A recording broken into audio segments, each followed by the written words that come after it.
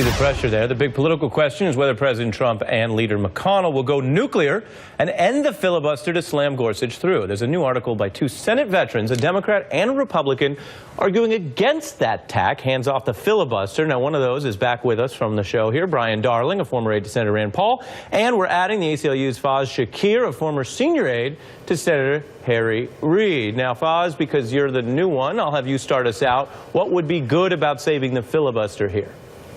Oh, I think for Supreme Court nominations, a lifetime appointment, it's important that that particular nominee receive a bipartisan 60-vote threshold. I think that that's fair. That's been the precedent for many, and I think it should remain the precedent for every president going forward. I just think Senator Reid was right when he pulled the nuclear option for all other nominees in order to repair our democracy and accomplish tremendous gains for President Obama and our country. You sound defensive. Nobody even brought that up yet.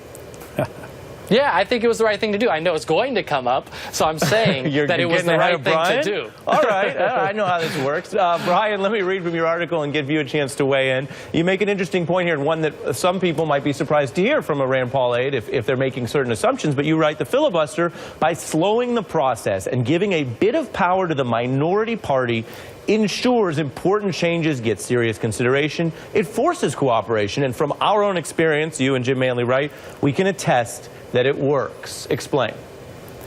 Well, when Jim and I wrote that piece, we agreed not to discuss the filibuster of nominations. It was more so in legislation. But right. I mean, when you look at the cloture rule, it does not make any distinction between legislation or a nomination. So there really isn't a distinction. I mean, ultimately, I think Democrats made a huge mistake, and they're paying a price now for pulling the nuclear option trigger and getting rid of it on lower court nominees and cabinet officials. There it is, there it is. Yeah, this is like an old couple. This is like the fight we knew was coming. Go ahead, Brian. But look at all the nominations. Brian and then Faiz. Sorry. Look at these nominations that would have maybe been different had there not been a nuclear option. Had Republicans had to get 60 votes to shut down debate on nominations, you would not have had many of the nominees that have gone forward and passed with well under 60 votes right now.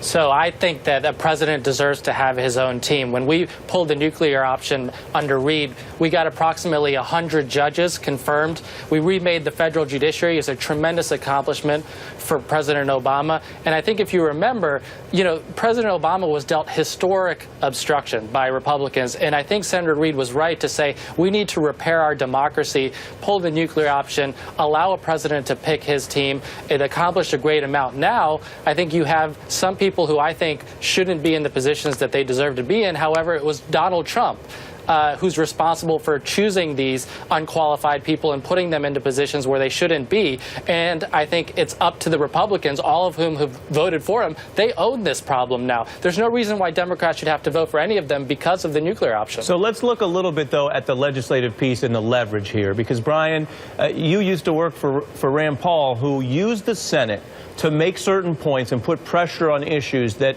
may not have had, forget a majority, he may not have had 10 senators with him. I mean, there was a period when he was pushing on the potential abuse of drone strikes and who would they target and the due process rights of Americans, and that was a lonely fight within both parties. Talk about that use and why that's important. Well, yes, he would joke that he was a minority member of the minority party at the time when Republicans were in the minority.